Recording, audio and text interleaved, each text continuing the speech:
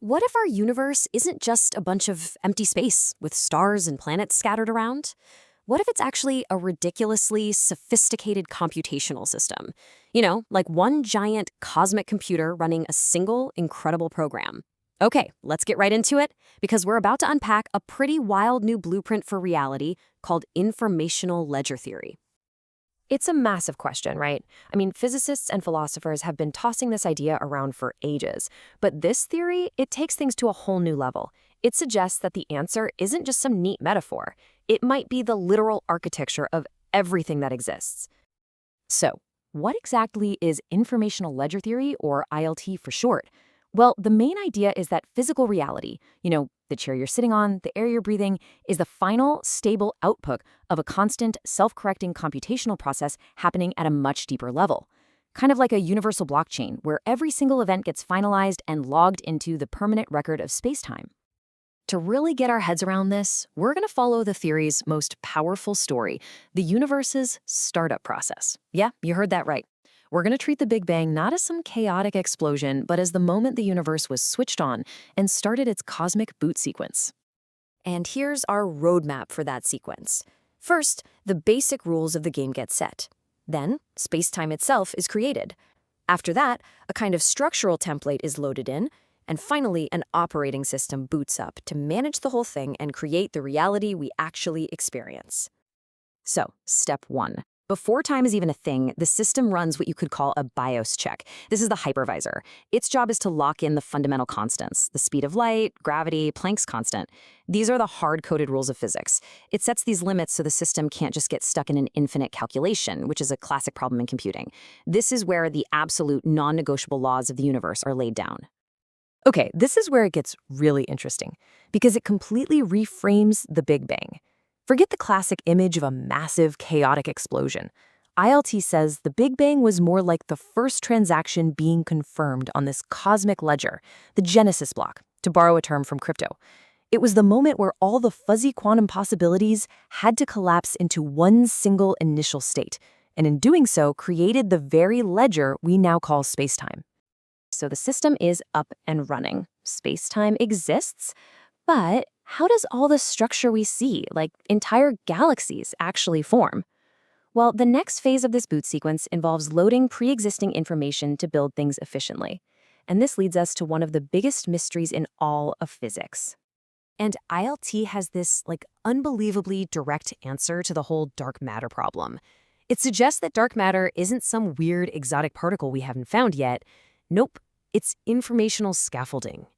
So what does that even mean? Think of it as a pre-existing gravitational template.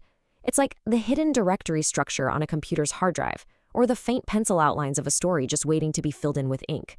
This informational framework provides the gravitational structure that regular matter, the ink, needs to clump together and form all the stars and galaxies we can actually see. All right, so we've gone from the Big Bang all the way to galactic superstructures. But what about us? How do we fit into all this? How does this gigantic computational process become the world that we see and interact with? Well, this is where the universal operating system comes into play. This quote right here is absolutely crucial. The physical world that we experience isn't the raw source code of the universe. It's a user interface, a simplified dashboard. It's just like how the desktop on your computer hides billions of lines of code. Our reality hides an almost infinite amount of quantum complexity so that we can actually function without being overwhelmed. The theory actually gives this OS a name, the evolved ego.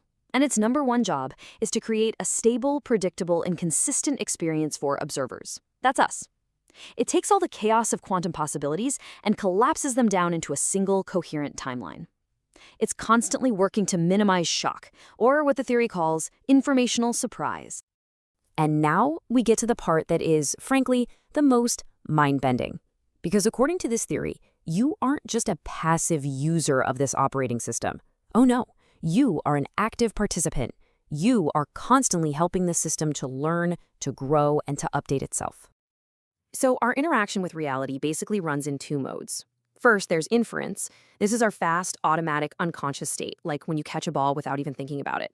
That's the system just running on its current, pre-existing settings. But then there's training, and that is what consciousness is. It's a slower, more deliberate process where the results of what you do are logged and the system settings are actually updated based on that new information. And get this, there's actual science that seems to back this up. Neurological studies have found a delay of up to half a second between when an event happens in your brain and when you become consciously aware of it. ILT says this isn't a bug, it's a feature. That half-second delay is the training loop. Consciousness isn't happening in real time. It's the process of recording and learning from what just happened a moment ago. When you put all of that together, you arrive at this really beautiful and powerful idea. If the universe is a system that's constantly logging its own history, then we, our conscious minds, are the instruments it uses to write that history. We are the conscious pens that commit new information to that cosmic ledger. And that brings us to the ultimate metaphor for this entire theory. The universe is, in essence, a self-writing autobiography. It's a story that is telling itself, and every single conscious moment, every choice you make, every new thing you observe, it's another word being written onto the page, becoming a permanent, unchangeable part of cosmic history. Which, of course, leaves us with one last and pretty profound question. If your consciousness is literally part of the mechanism the universe uses to define itself, to turn pure potential into actual logged reality, what kind of reality are you helping to create? What story will you write?